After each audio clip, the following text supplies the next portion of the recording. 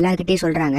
இப்ப நம்ம ஹீரோவோட அண்ணன் டக்குனு டைம் டிராவல் பண்ணி பாஸ்டுக்கே வந்துடுறாங்க. இங்க நம்ம ஹீரோவோட அண்ணன், ஹீரோ, ஐமி எல்லாருமே வீட்டுல தான் இருக்காங்க. சோ இதை நினைச்சு அவங்க அண்ணன் ரொம்ப சந்தோஷப்படுறாங்க. அதுவும் இல்லாம யாருக்கு எதுவும் ஆகல அப்படின்னு நினைச்சு சந்தோஷப்படுறாங்க.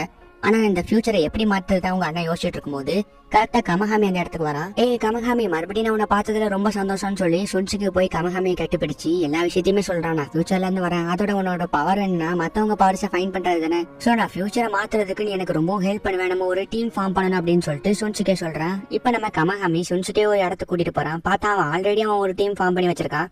இவங்கள என்னோட ஃப்ரெண்ட்ஸ் அப்படின்னு சொல்லிட்டு சுன்சுகேவை எல்லாத்துக்கும் இன்ட்ரோடியூஸ் பண்ணி வைக்கிறான். என்னோட பேரு சுன்சுகே, நான் ஃபியூச்சர்ல இருந்து வரேன் அப்படின்னு சுன்சுகேவும் எல்லாருக்கிட்டையும் இன்ட்ரோடியூஸ் ஆயிக்கிறான். என்னப்பா இது நம்புற மாதிரியா இருக்கு, இவன் ஃபியூச்சர்ல இருந்து வரானா, அதோட ஃபியூச்சர்ல நம்ம எல்லாரும் இறந்து போயிட்டோமா, இவரு நம்ம எல்லாத்தையும் காப்பாத்துறதுக்காக ஃபியூச்சர்ல இருந்து டைம் டிராவல் பண்ணி வந்திருக்காங்க.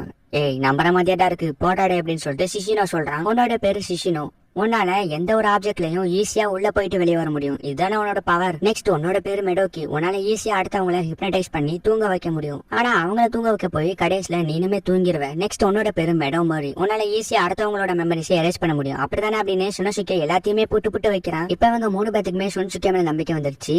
நான் சொல்றத நல்லா கேளுங்க, இப்ப நம்ம 5 பேர் இருக்க இந்த டீம் ஃபியூச்சர்ல ஒரு பெரிய டீமா மாறும். ஆனா அதுக்கப்புறம் சயின்டிஸ்ட் வந்து நம்ம எல்லாத்தையும் கூட்டிட்டு போய் அவங்களோட இடத்துல வச்சு நம்மள ரொம்பவும் கஷ்டப்படுத்தினாங்க. ஏன்னா நம்ம ஒண்ணு மத்தவங்க மாதிரி சாதாரண பீப்புள் கிடையாது, நம்ம ஒரு பவர்ஸ் இருக்க பீப்புள்.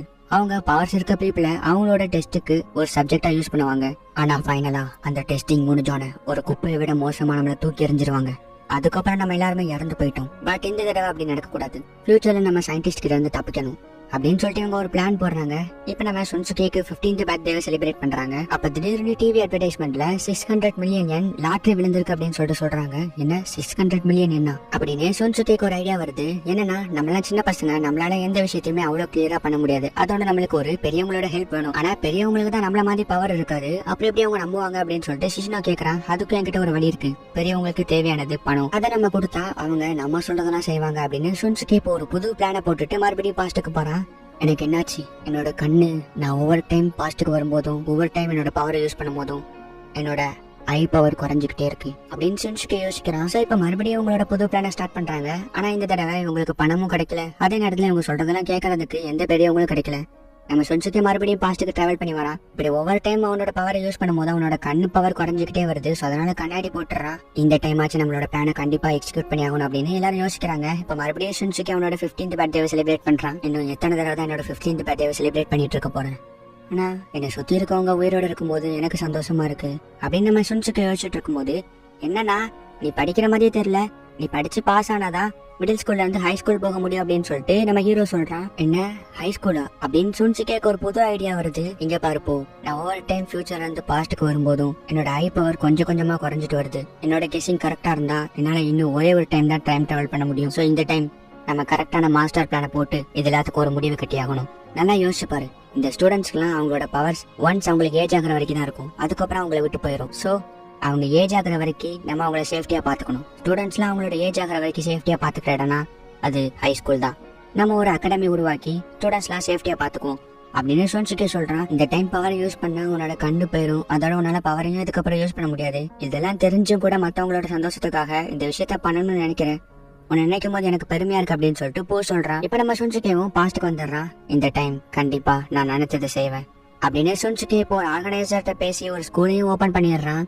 இதுக்கப்புறம் தான் நம்மளுக்கு வேலையே டபுள் மடங்கா இருக்கு அப்படின்னு சுன்சுகே சொல்றான். என்ன பண்ண போறான்னு கமஹாமி கேக்குறான். நம்மள மாதிரியே நம்மளுக்கு தெரியாம இந்த உலகத்துல நிறைய பேர் பவர்ஸோட இருக்காங்க, அவங்களெல்லாம் ஒன்ன வச்சு மட்டும் தான் கண்டுபிடிக்க முடியும். சோ நீ அவங்கள ஃபைன் பண்ணி அவங்க இந்த ஸ்கூலுக்கு கூட்டிட்டு வந்து சேஃபா ஆக வைக்கணும், இதான் நம்மளோட நெக்ஸ்ட் பிளான் அப்படின்னு சுன்சுகே சொல்றான். ஆனா அவங்க ஈஸியா ஐடென்டிஃபை பண்ணி போலீஸ்ட மாட்டி கொடுத்துறாங்கன்னா அப்படின்னு கமஹாமி கேக்குறான். அதுக்கு என்கிட்ட ஒரு ஐடியா இருக்கு, உன்னோட ஐடென்டிட்டி மாத்திக்கோ அப்படின்னு சுன்சுகே சொல்றான். சரி ஓகே அப்படின்னு இப்ப கமஹாமி அவனோட முடி எடுத்து முன்னாடி போட்டுட்டு அதே நேரத்துல உடம்பு ஃபுல்லா கோல்டு வாட்டரால கவர் பண்ணிக்கிறான். சூப்பர், இந்த கெட்ட பக்காவா இருக்கு. அதோட நம்மளுக்கு இன்னொரு ஒரு முக்கியமான வேலையும் இருக்கு, யூ அப்புறம் ஐமி இவங்க 2 பேர்த்தோட மெமரிஸ் அழிக்கணும். அதாவது நான் அவங்க கூட இருந்த மெமரிஸை மட்டும் ஃபுல்லா எரேஸ் பண்ணணும். அவங்கள பொறுத்த வரைக்கும் அவங்க 2 பேர்த்துக்கும் ஒரு அண்ணனா நான் இருந்தேன் அப்படிங்கறதே அவங்க மறந்து போகணும்.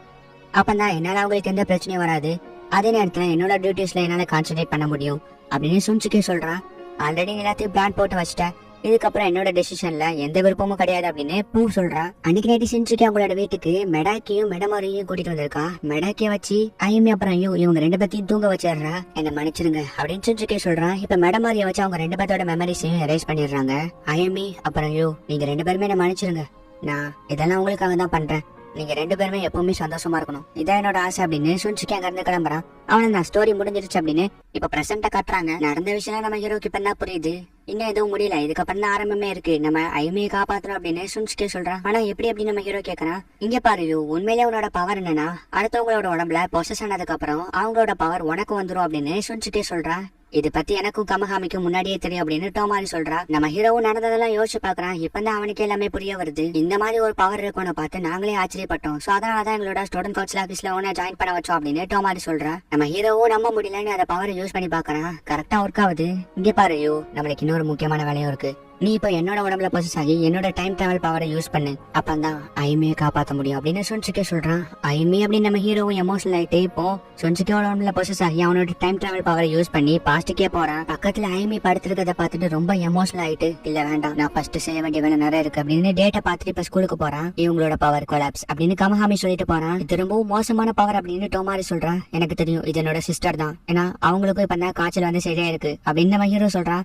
ஓ, உனக்கும் இதெல்லாம் தெரியுமா அப்படின்னு டோமாரி ஷாக் ஆகிறா. அதோட டோமாரி, நீ ஐமியை வந்து மீட் பண்ணுவியா அப்படின்னு நம்ம ஹீரோ கேக்குறான். சரி ஓகே அப்படின்னு டோமாரி சொல்றா. இப்ப நம்ம டோமாரியும் ஹீரோவும் ஐமியை மீட் பண்றதுக்காக போறாங்க. இந்த பொண்ணுதான் அன்னைக்கு என்ன முறைச்சா, ஒருவேளை ஐமி இறந்து போனதுக்கும் இவளுக்கும் ஏதாவது சம்மந்தம் இருக்குமா அப்படின்னு நம்ம ஹீரோ யோசிச்சுட்டு இப்ப டோமாரி உள்ள கூப்பிடுறான். அன்னைக்கு நடந்த அதே விஷயம் தான் இன்னைக்கு நடக்குது, ஆனா அன்னைக்கு யூஸா இல்ல, அதுவும் இல்லாம இன்னைக்கு நம்ம ஹீரோ கொஞ்சம் டிஃபரெண்டா இருக்கான். சரி ஓகே பாய் அப்படின்னு டோமாரி சொல்றா. நானும் போய் உங்களை வழி அனுப்பி வச்சுட்டு வந்துடுறேன் அப்படின்னு நம்ம ஹீரோ சொல்றான். ஐமிக்கு உண்மையிலே என்ன கனவு வந்துச்சு நம்ம கிட்ட கேளு அப்படின்னு டோமாரி சொல்றா. இங்க பாரு டோமாரி, நான் உங்ககிட்ட ஒரு உண்மையை சொன்னா நம்புவியா? நான் ஃபியூச்சர்ல இருந்து வந்திருக்கேன், அதுவும் ஐமியை காப்பாத்துறதுக்காக அப்படின்னு நம்ம ஹீரோ சொல்றான். நான் கண்டிப்பா நம்புவேன், ஏன்னா நீ ஐமியை காப்பாத்துறதுக்காக என்ன வேணாலும் பண்ணுவேன் அப்படின்னு டோமாரி சொல்றா. நீ என்ன இவ்வளவு சீக்கிரமா புரிஞ்சுக்கவே நான் எதிர்பார்க்கல. உண்மையிலே நாளைக்கு ஐமி இறந்து போயிருவா. அவ இறந்து போனதுக்கு அப்புறம் அந்த டிப்ரெஷன்லயே நான் ரொம்பவும் மோசமானவனா மாறிட்டேன். அதுக்கப்புறம் டோமாரி, நீ தான் என்ன மறுபடியும் பழைய நிலைமைக்கு கொண்டு வந்த, ரொம்ப தேங்க்ஸ், நான் உனக்கு கடமைப்பட்டிருக்கேன் அப்படின்னு நம்ம ஹீரோ சொல்றான். நீ பாஸ்ட்ல நடந்ததை சொல்றான்னு தெரியுது, பட் ஆனா அது எனக்கு புரியல. இருந்தாலும் நாளைக்கு நான் உனக்கு கண்டிப்பா ஐமியை காப்பாத்துறதுக்கு ஹெல்ப் பண்ணுவேன் அப்படின்னு டோமாரி சொல்றான். இப்ப அடுத்த நாள் காலையில நம்ம ஹீரோ ஐமியோட உடம்புல பொசஸ் ஆகி அவளோட பவரையும் மறைய வச்சிடறான். ஆனா இது இதோட முடியல, எனக்கு இன்னொரு வேலையும் இருக்கு அப்படின்னு நம்ம ஹீரோ யோசிக்கிறான். இப்ப அப்படியே நம்ம ஹீரோ ஐமியை ஸ்கூலுக்கு அனுப்பி வச்சுட்டு வெளியே வெயிட் பண்ணிட்டு இருக்கான். பார்த்தா டாக்கோஜோ, யூசா, டோமாரின்னு எல்லாருமே மிடில் ஸ்கூல் கெட்டப்ல வந்திருக்காங்க. நாங்க உங்களுக்கு ஹெல்ப் பண்றதுக்கு தான் வந்திருக்கோம் அப்படின்னு எல்லாருமே சொல்றாங்க. சரி ஓகே, ரொம்ப நன்றி ஃப்ரெண்ட்ஸ் அப்படின்னு நம்ம ஹீரோ சொல்றான். பட் நம்ம ஹீரோ ஐமியோட அண்ணாங்கிறதுனால அவனோட கெட்டப்ல இருக்கிறான். இவங்க எல்லாத்தையும் வாட்ச் பண்ணிக்கிட்டு இருக்கான். ஃபர்ஸ்ட் எடுத்தோன்னா டாக்குச்சோ மாட்டிக்கிட்டான். நெக்ஸ்ட் யூசாவையும் டோமாரியும் தான் நம்பணும் அப்படின்னு நம்ம ஹீரோ பார்த்தா யூசா இன்னாங்க இருக்கு பாய்ஸ் ஃபுல்லாரும் சுத்தி போட்டுறாங்க. நான் ஒன்னும் நிஷிமோரி இல்ல அப்படின்னு மீசா வந்து கத்துறா. அதே நேரத்துல டோமாரியும் பாத்துறாங்க. இவங்க 2 பேருமே அவங்ககிட்ட தப்பிச்சு ஓட்டுறாங்க. இவங்க நம்பினது என்னோட தப்புதான் அப்படின்னு நம்ம ஹீரோ யோசிக்கிறான். இந்த டைமும் கார்ல இருந்து ஒரு பொண்ணு வந்து இறங்குறா.